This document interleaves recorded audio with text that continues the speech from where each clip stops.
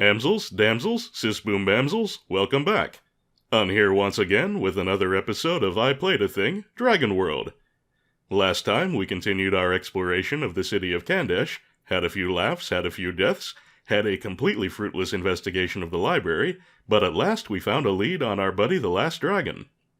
The monarch of Kandesh, Tormalion, thought he might have heard something about a dragon, but before he's willing to share, we have to help him out by finding his son Prince Alin, who was kidnapped by assassins. We don't really have any idea where Alin might be, but at least it's a thread we can start tugging on. Since we don't really have any clues as to Alin's whereabouts, we might as well kick off today by finishing our exploration of the plaza, which means the music shop and the alchemist.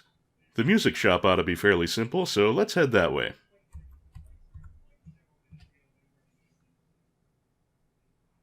Oh, disc swap already.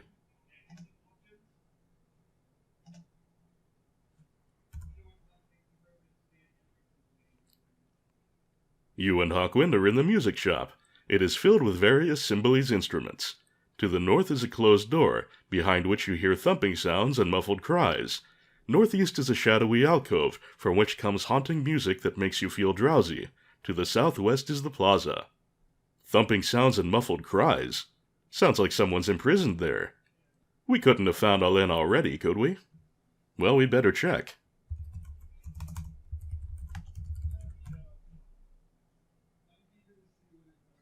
We have opened the door. Good job.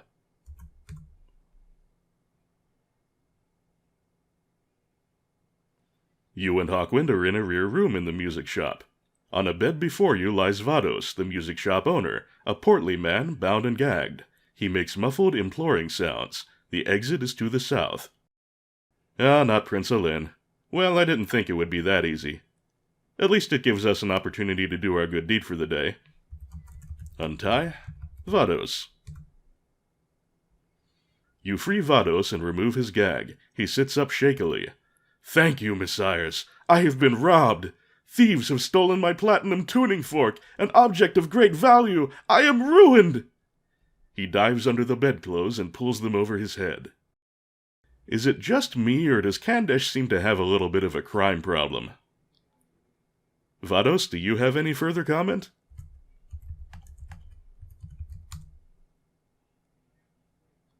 Vados has nothing further to say. Fair enough.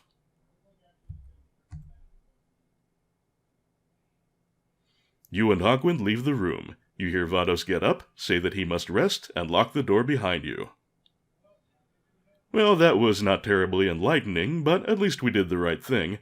And who knows, maybe we'll find that tuning fork in our travels.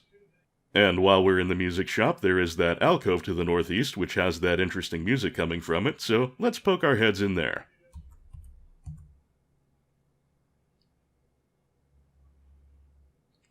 You and Hawkwind stand before a shadowy alcove. To the southwest is the opening to the shop. Before you on the floor sits a green monkey playing a flute. Beside you is a xylophone with its hammers leaning against it. The monkey's music washes over you, making you sleepy. You stumble into the xylophone and one of the hammers falls, striking a key. There are 4 keys labeled A, S, D, and F. The monkey plays on the flute. Use the A, S, D, F keys to imitate his tune on the xylophone. Well, I hope the sound on your C64 is working okay, because we've got a little audio puzzle here. If you screw up a certain number of times, I do believe you fall asleep and get kicked out and have to start over again, but it's not terribly difficult because there are only 4 notes. I am very tin-eared and I can usually complete this one after just a few tries. I'll probably blow the first try because I wasn't listening closely while I was reading the room description, but hopefully I can get it on the second or third.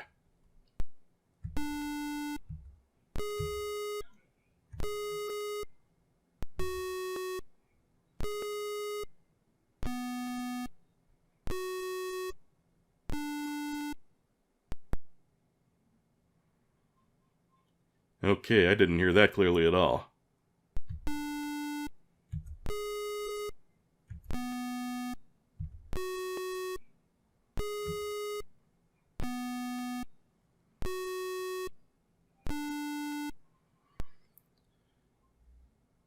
Alright, that sounded like the high, low, then the 2 descending ones in the middle.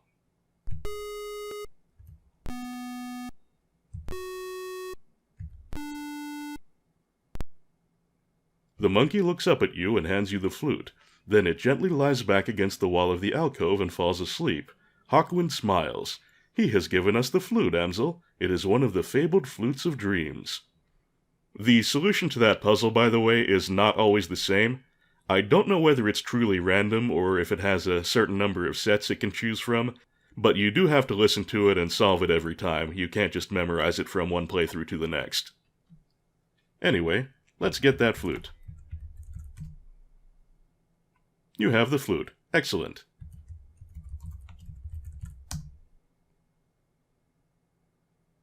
It is a lovely flute, classic in its simplicity.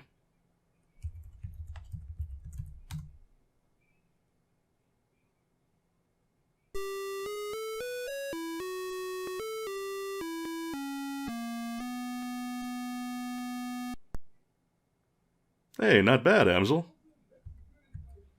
And with that, I think we can take our leave of the music shop.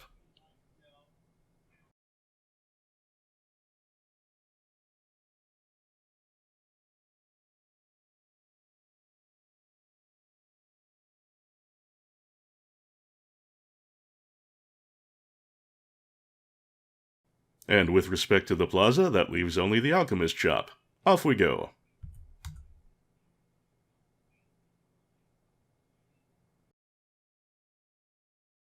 You and Hawkwind are in the alchemist shop. Beside you is a table with an alembic bubbling over a candle flame. A small bell sits on the table. A massive furnace, obviously in disuse, with a fairly large door in its side, sits in the center of the room. West is a door to the plaza. Above you is a skylight, and east is a locked door. Shall we take a look at that alembic?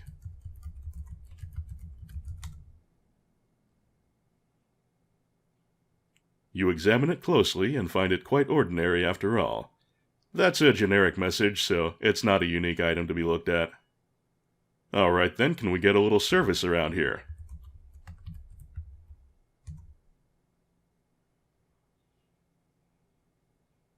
The locked door opens, and a tall, bearded alchemist wearing dark robes enters the shop. He glares at you impatiently. Well, sorry to interrupt, sir. I was just wondering if you knew anything about, dragons or assassins or a kidnapped prince?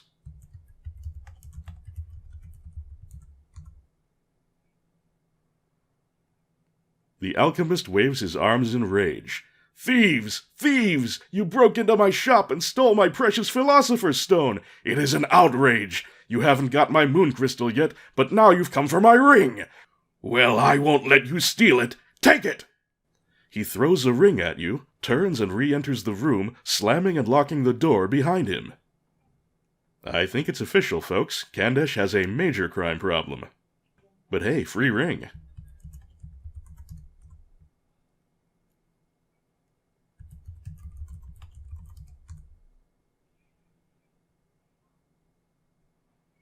Inside the ring band is a cryptic symbolese message, much worn with age. The only word you can read is lava. Well, heaven only knows what that does, and I am not particularly inclined to go screwing around lightly with anything that says lava on it. So I think with that we're about ready to take our leave, but before we do, I'm gonna drop myself a little save state. Call it a hunch.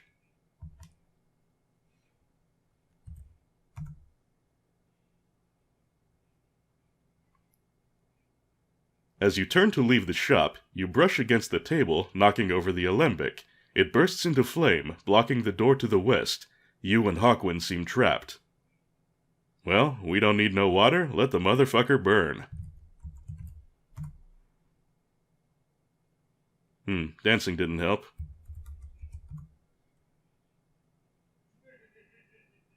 Jumping didn't help.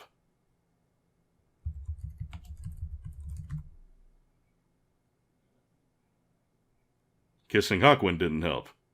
I note that nothing relevant happens, but he didn't seem to mind.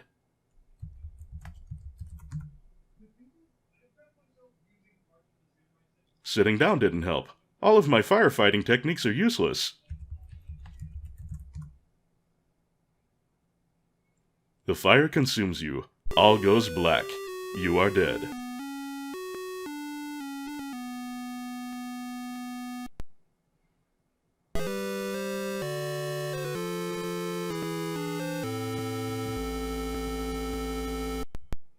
An undesirable outcome, but I can't call it a surprising one. Let's try that again.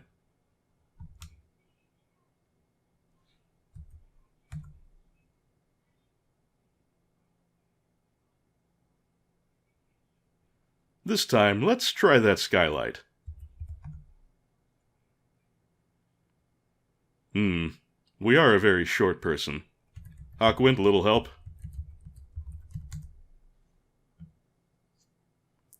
Hawkwind calls you under the skylight and lifts you onto his shoulders. You unlatch the skylight, push it open, and climb up and out onto a roof. With a jump, Hawkwind follows. You and Hawkwind are on the roof of the alchemist shop. Beside you is a brass tripod holding a dish. In the dish is a multifaceted piece of crystal which gleams in the sunlight. Hawkwind tells you that it is the moon crystal of which the alchemist spoke. The roof grows hot. Well, the alchemist seemed kinda resigned to his moon crystal being stolen. That makes it totally okay to yoink it, right? Yoink!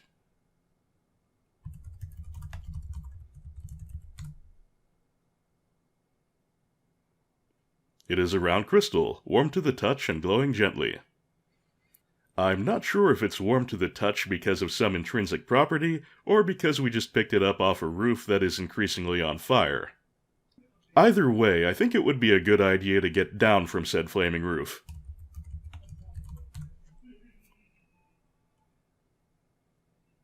If we jump, Amsel, we will surely be injured, but if we stay, we will surely die. You and Hawkwind jump. You land with a painful jolt. You have broken legs. Passers-by carry you to the physician.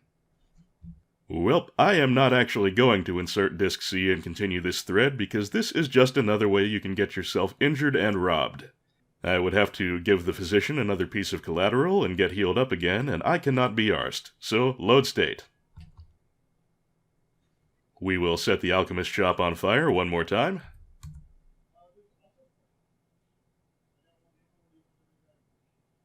And this time we're going to take another way out.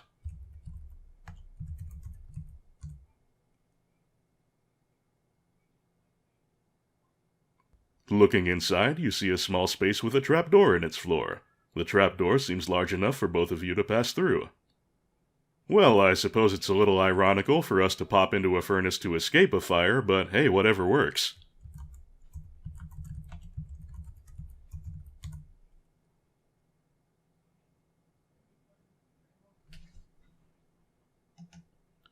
And this time I will insert Disc C, thank you very much.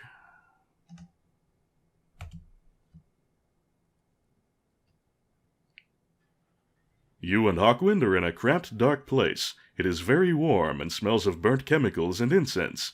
North of you is a little door. Below you is a trapdoor. Well, we know what's through that little door to the north, and that would be a lot of fire. Down it is.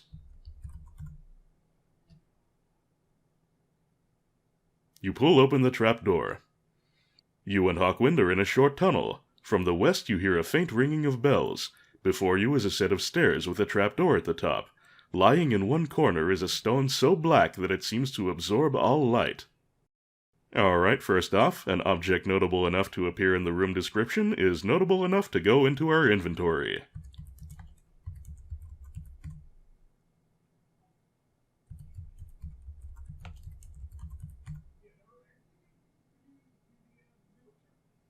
It is the fabled Philosopher's Stone, an intensely black rock which seems to absorb light. Cool. Now all we need to do is find some lead and we'll be stinking rich. Assuming that is that gold is actually valuable in Symbala. Come to think of it, I don't actually know what Talmas are made of. Anyway, what we have here is another entrance to the Kandesh Underground, and it's the one I'm actually going to use. Why it's at the bottom of an alchemical furnace, I haven't the slightest idea, but at least it does go a long way to explaining why the alchemist has such a shoplifting problem. All that aside, we only have one other exit in this room, so let's see what all those bells are about.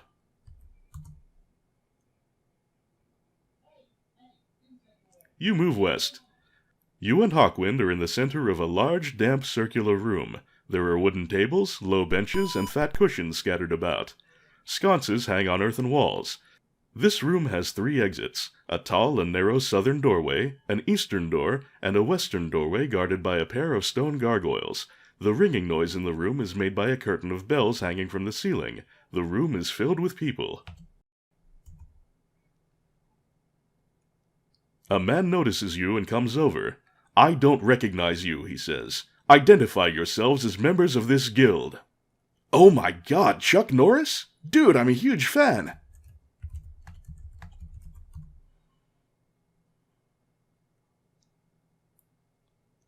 Oh, Dano. Hi, Dano. How often do people tell you to book 'em? Anyway, Dano wants us to identify ourselves as members of a guild, and we do have one piece of guild identification on us, so I guess we better hope it's the right one.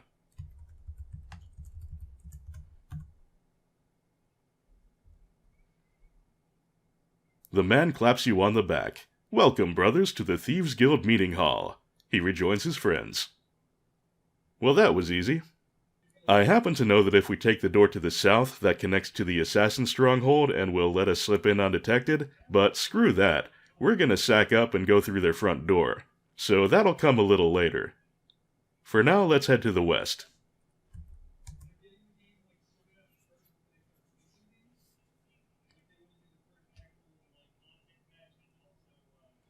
You and Hawkwind are in an east-west tunnel, the acoustics of which magnify the sounds from the meeting hall. From the east comes the sound of conversation and laughter. To the west, the tunnel curves north.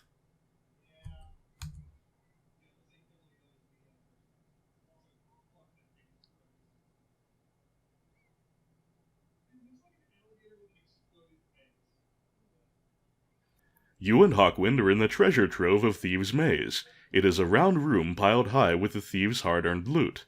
Priceless art is haphazardly strewn about the room. There is an exit south and stairs leading up. And here we see 500 talmas, some gems, a tuning fork, and some armor. I'll just bet that tuning fork is the one stolen from the music shop. As luck would have it, when we have a number of things we want to stuff into our inventory, we can just do a nice, convenient get all.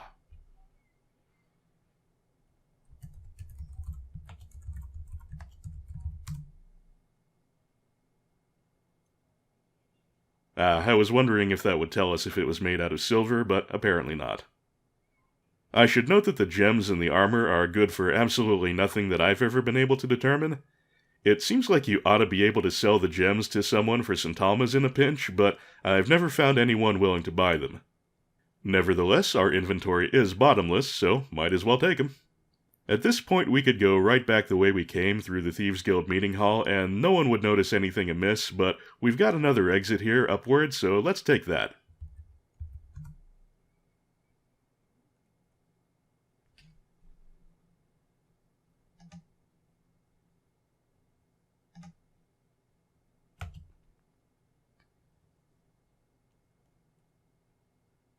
You and Hawkwind are in a large stone vault. There is an open door to the north.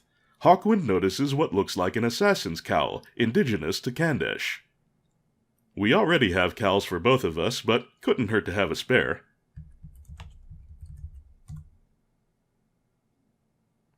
We stuff the cowl into our pouch. The vault that we're standing in happens to be the one at the garrison, so if you get your shit taken at the garrison entrance, this is where it ends up. The door to the north leads out to the garrison, but if you're coming from this direction, I guess they figure you're supposed to be here, and no one will detain you. So let's do that. You leave the garrison unharmed.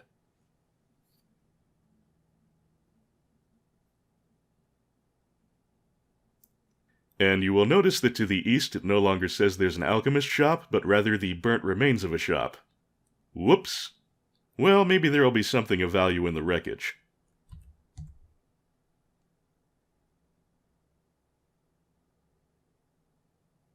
You and Hawkwind stand in the ashes of the alchemist shop. A massive furnace with a large door is all that is left standing. The furnace door is open. Well, I guess the alchemist isn't gonna have to worry about theft anymore? Let's do a quick comb through the ashes and get the hell out of here.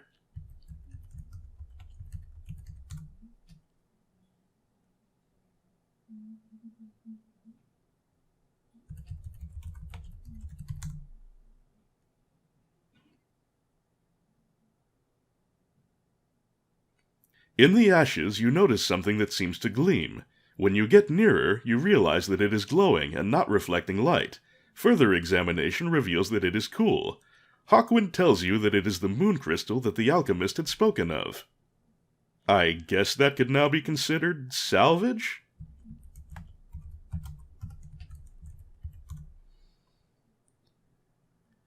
Now, a word about the moon crystal.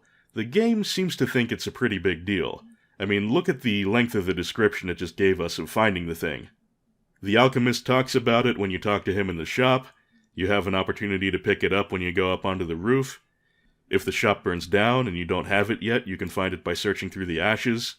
And you may recall that the hint we got from the rayon woman in the bazaar said that the light from the moon will guide our way, which most likely refers to the moon crystal. But here's the really wacky thing, I have never found a use for the damn thing. For all the text devoted to it, and for all the lengths the game goes to make sure it's unmissable, it really doesn't seem to do a damn thing. It really makes me wonder if we're seeing some kind of stub of cut content here. But really, your guess is as good as mine. Anyway, there's nothing else for us here.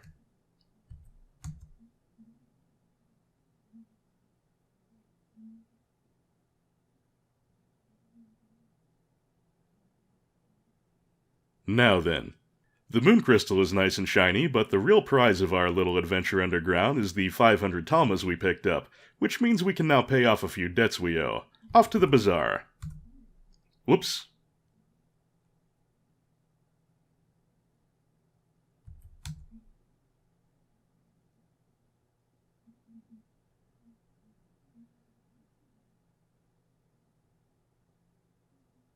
As you may have noticed at various points when I'm typing, the keyboard input for this game lags a little sometimes and makes me miss characters. There we go.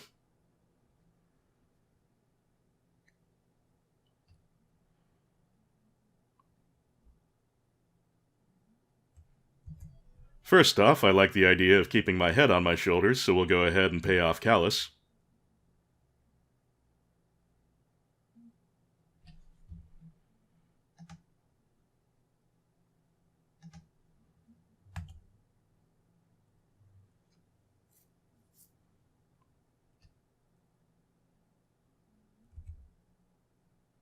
Hi, Callus. It's been a while.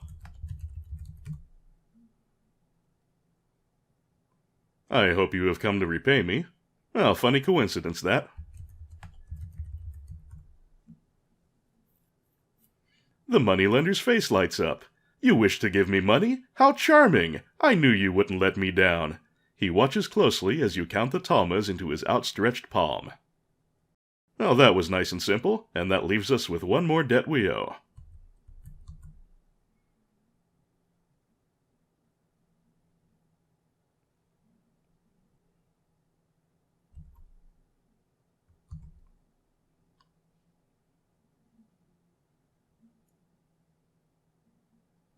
Time to cough up our copay.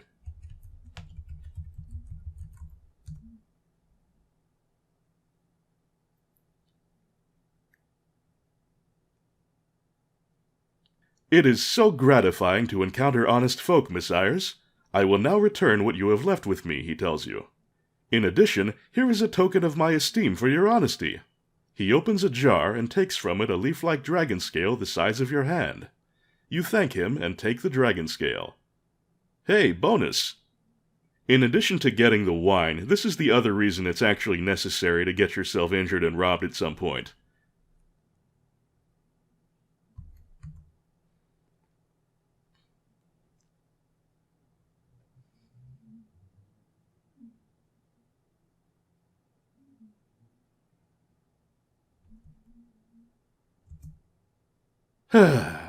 Sure does feel good to be debt-free.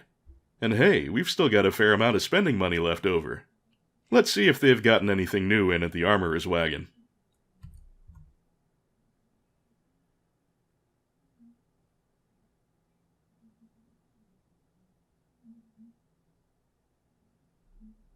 Ah, looks like the same old stock.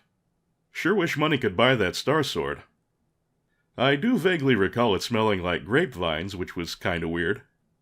Somewhat more understandably, our wine smells like that too.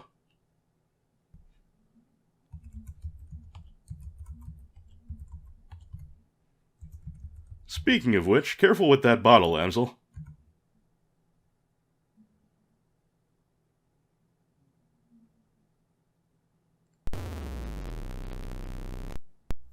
You pour wine on the glistening star sword. A strange chemical reaction takes place, and the rock dissolves in a burst of energy, leaving the star sword in a puddle of red wine. I can't say when I think of legendary swords embedded in stones, I think of ones that could be freed by a particularly clumsy wino, but what do I know? The important thing is, legendary sword.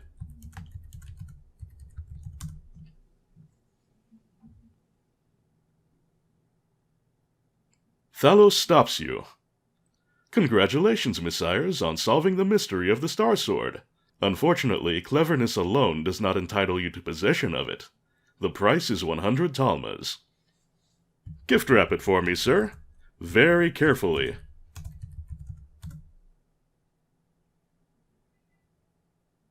After accepting your 100 talmas, the armorer picks up the Star Sword and hands it to Hawkwind. Thank you, messires. Now that it's free, and now that it's ours, let's take a closer look.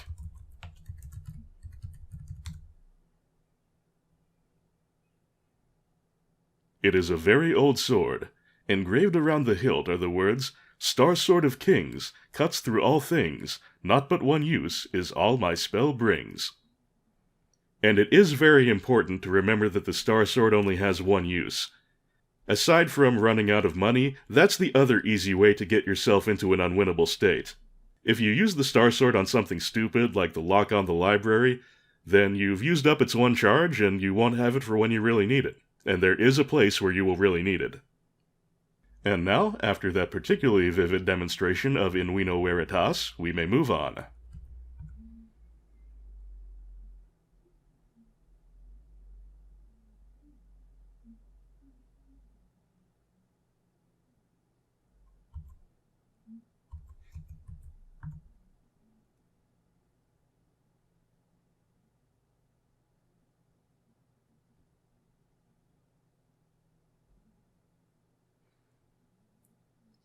We're well in the black financially, we've got a new legendary sword. This calls for a walk in the park.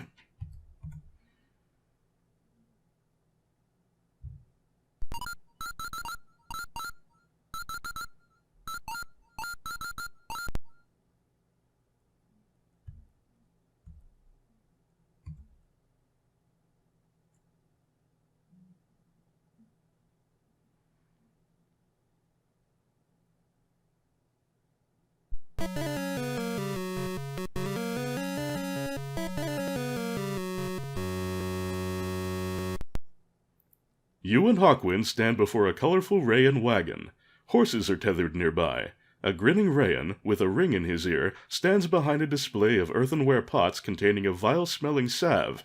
To the northwest you see a park. To the north, a hedge with an opening on the near side. Southwest is a large, run-down castle. Good day, messire. What's that you're selling?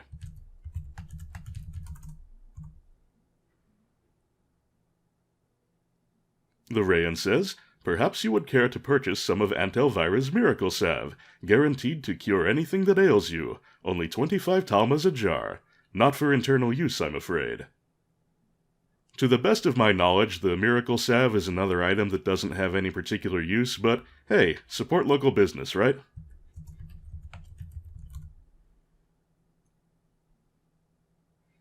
The rayon accepts your money enthusiastically and hands you a jar of the vile-smelling salve.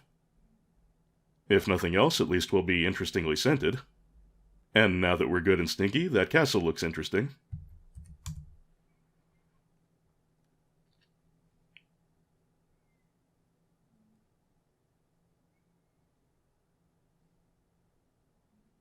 You and Hawkwind stand before the drawbridge of a huge crumbling castle in an abandoned area of Kandesh. The castle is east of you, separated from you by a moat of dark water. To the northeast you see a rayon wagon, to the west a boulevard running north toward an open area of green surrounded by trees, and to the south the southern walls of the city Kandesh. Can we get up a little closer to that moat?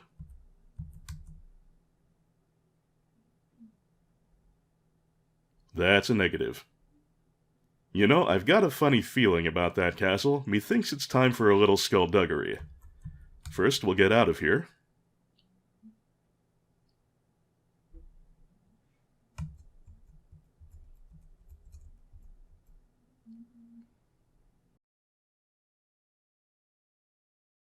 Then we'll cover up.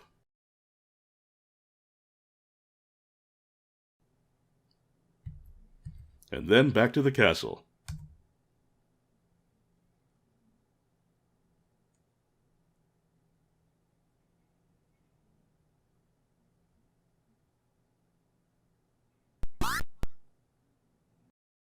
You and Hawkwind are wearing cowls. After a moment, the drawbridge lowers with a creak. A voice from within Doomhaven calls, "Enter, brothers, to the Assassin's Guild!" Wow, they'll let in anyone as long as they're wearing the right clothes? You'd expect assassins to be a little more covert. Calling their castle Doomhaven's kind of a dead giveaway, too. Well, never mind. In we go.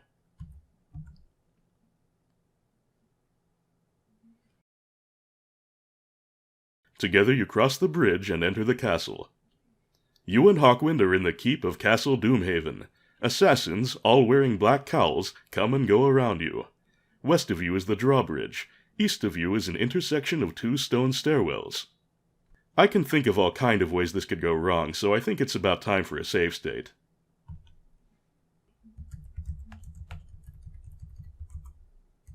Greetings, fellow hired killers. The assassins turn on you with an unpleasant smile. In seconds, you are dead. I suppose I have done smarter things in my time. Let's just move along.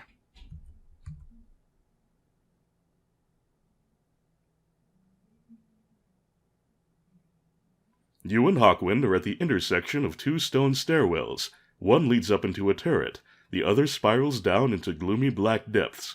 A corridor slopes upward to the west.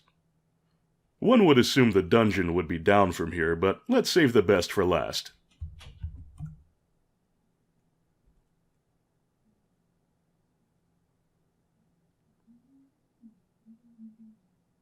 You and Hawkwind are in the strong room of Castle Doomhaven. Here the assassins store the tools of their trade. Thin silken garrotes, vials of poison, and so on. On the shelves are 1 or 2 assassin's cowls. Lying in a dusty corner is a jade key. On the floor lies a carved piece of ivory. Leaning against the wall is a sturdy plank. All kinds of lovely treasures here, and I want them all.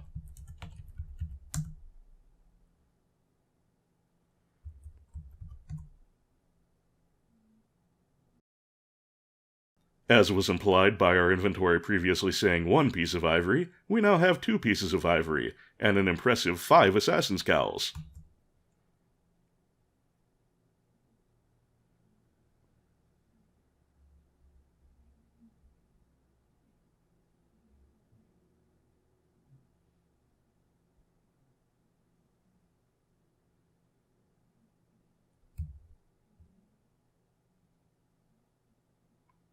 Man, we got a lot of shit. The only way out of here is back the way we came, so let's do that.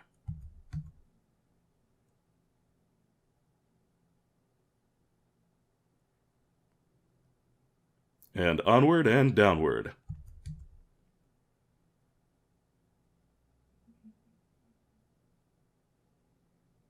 You and Hawkwind stand at the foot of a dark stairwell. Stone steps lead up. North of you is a vaulted corridor. Quartz-tipped arrows block a northeast passage. I'm not real sure what the deal is with the arrow passage. I can't recall ever actually going there. North could be interesting, though.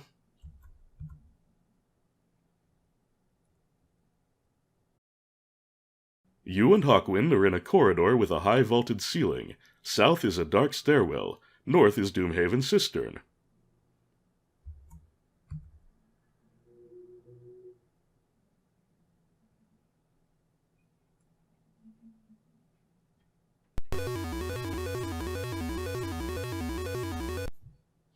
You and Hawkwind find yourselves by a small underground reservoir. You hear the rushing of an underwater river at the western end of the cistern. A vaulted corridor runs south. There is a northern exit and a drafty passage east around the reservoir.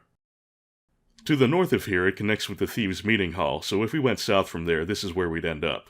But I think it's much more fun to come through the assassin's front door. East is something else entirely, so let's go that way.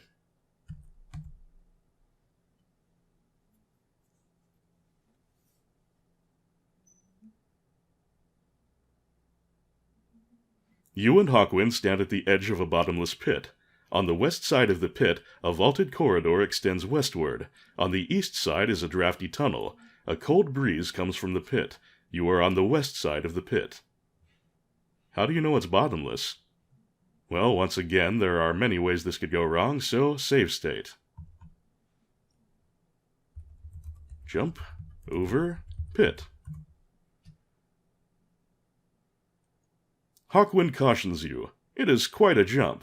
We may not make it, Ansel. Don't be a killjoy. Jump, over, pit, I said. You and Hawkwind take a running start and leap for your lives. You both make it across the bottomless pit. Holy shit, I have never had that happen before. This was supposed to be a death. Holy shit. I have to wonder if it's a coin flip, or if it has anything to do with what's in your inventory, but this is all the stuff I usually have in my inventory. I am legit gobsmacked. Let me reload and try that again.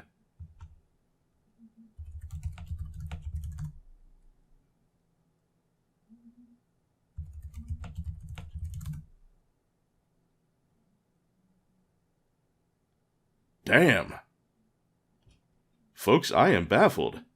Oh well, I guess that's one death I won't be showing you. Moving on.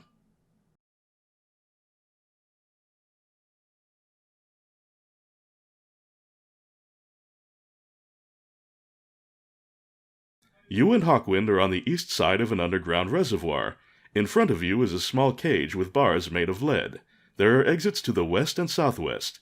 In the cage stands a young man wearing the tattered remnants of royal finery. The man notices you and Hawkwind and takes a defiant stance. "More thieves come to torment me?" he cries. "Do your worst. I, Prince Alin, will never bow to such as you." Hey, we found the prince. That really wasn't too difficult at all. Hey, Prince, we're the good guys.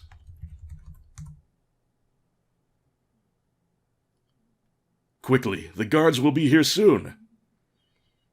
Apparently he recognizes us, somehow. Well, the game did conspicuously note that the bars are made of lead, and we do have an item with a legendary effect on lead, so I think our course of action here is fairly clear. Rub stone on bars.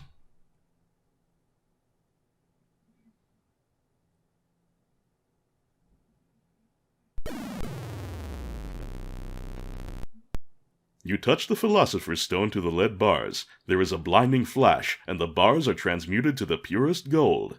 Hawkwind bends the soft gold bars easily, and Prince Alin steps from the cage. "I am forever in your debt," he says. "Awesome. Have a cowl."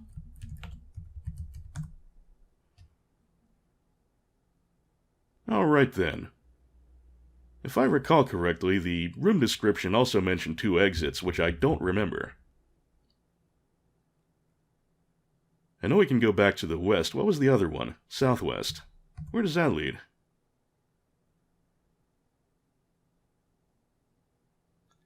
You, Hawkwind, and Alin are in a one-way tunnel that curves southwest. The walls here are lined with flexible arrow shafts tipped with sharp quartz points. The shafts bend with you as you go southwest, but snap back to form an impenetrable barrier if you try to go east. Oh, okay. So that's what's up with the shafts. I really don't think I ever noticed this before. We've got a couple of firsts this episode.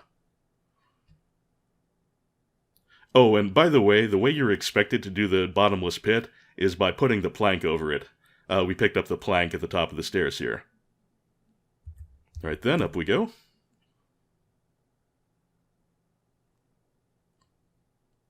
And up to the west will take us to the courtyard.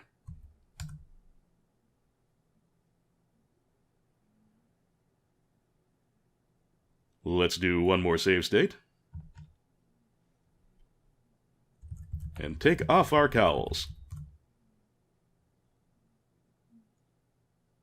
Now, as soon as we do another action, we're going to get murdered, but the game will actually let us perform the action first, and then we'll die, which looks kind of funny if we're leaving the castle with that action. Let me demonstrate.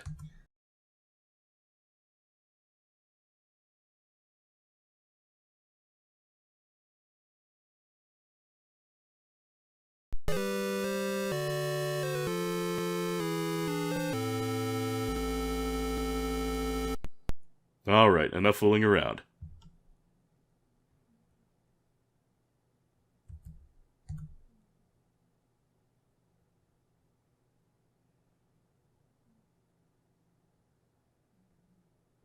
There is one more thing I'd like to show you before we call it a day, and that is the final entrance to the Kandesh Underground.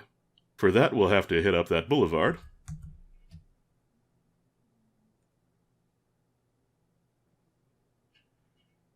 You, Hawkwind, and Alin are on the Boulevard of Death, a wide, lonely street that runs north and south.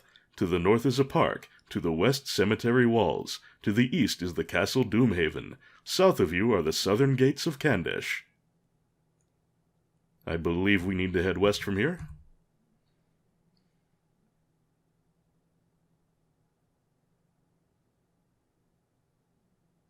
You, Hawkwind, and Alin are in the Kandesh Cemetery. A thick fog rising off a lake to the west lends a ghostly unreality to the scene. All about you are gnarled leafless trees, monuments, and tombstones. To the east is the gateway to the boulevard. South of you, a large cenotaph rises from the fog.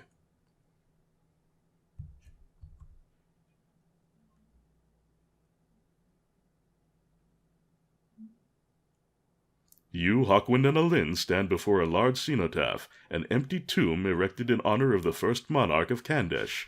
A large marble door is directly south of you. Yeah, let's go poking around in someone's monument, why not?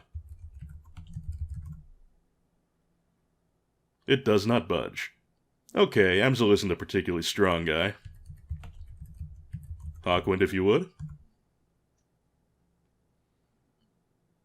You, Hawkwind, and Alin together manage to move the marble door enough to allow entrance. You don't actually need Alin for this. Amsel and Hawkwind are enough.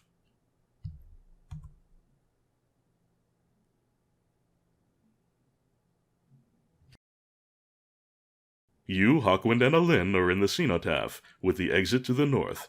Before you is a large crypt with a cover made of purest crystal. I'm not sure how you would ever be expected to figure this out, but if you use the tuning fork here,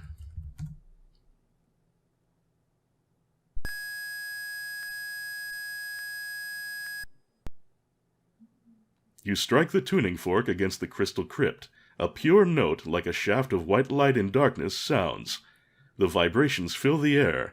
The crystal cover of the crypt has begun to vibrate as well. Slowly it moves to one side, just enough to allow entry. Within you see crystal steps leading down into darkness.